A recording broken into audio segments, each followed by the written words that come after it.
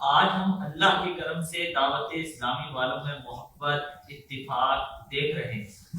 آگے بھی یہ رہے، اس کے لیے آپ کیا نصیحت فرمائیں گے؟ اللہ پاک سے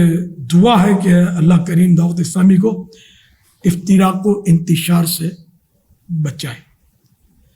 جب کسی تحریک میں جذباتی لوگ آ جاتے ہیں، قوت فیصلہ جن کی کمزور ہو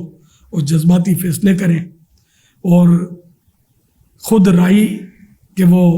مالک ہوں، بس میں نے کہہ دیا نا، بس کر لو جو میں کہتا ہوں بس وہ کرنا ہے۔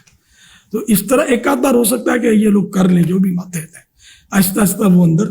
بغاوت پھیلے گی۔ تو اس لیے وہ اگر سب کو محبت دینے والے قائد ملتے رہیں گے، ہمارے ذمہ داران سب کو محبت دیں گے، پیار دیں گے، سب کو اہمیت دیں گے،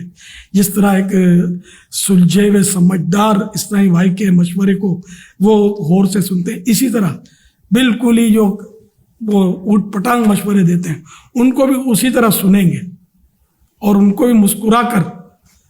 ترکیب کریں گے اس کی، تو انشاءاللہ یہ کہ افتراق کا انتشار نہیں ہوگا۔ ورنہ ہوتا اسی طرح ہے کہ بعض اوقات کسی علاقے میں کوئی ذمہ دار ہو، مخصوص لوگوں کے ساتھ وہ اپنا گروپ سیٹ کر لے، انہی کی باتیں سنیں، اور جو بیچارے کمزور ہوتے ہیں مشورہ دینے میں یا بہرحال کوئی بھی اس میں کمزوری ہوتی ہے تو ان کو پھر وہ نیگلیکٹ کرتے ہیں، نظر انداز کرتے ہیں۔ تو اس طرح مطلب یہ کہ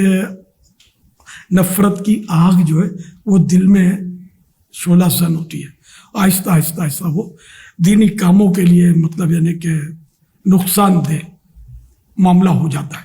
تو اس لیے وہ سب کو محبتیں دیں گے تو محبت دو، محبت لو۔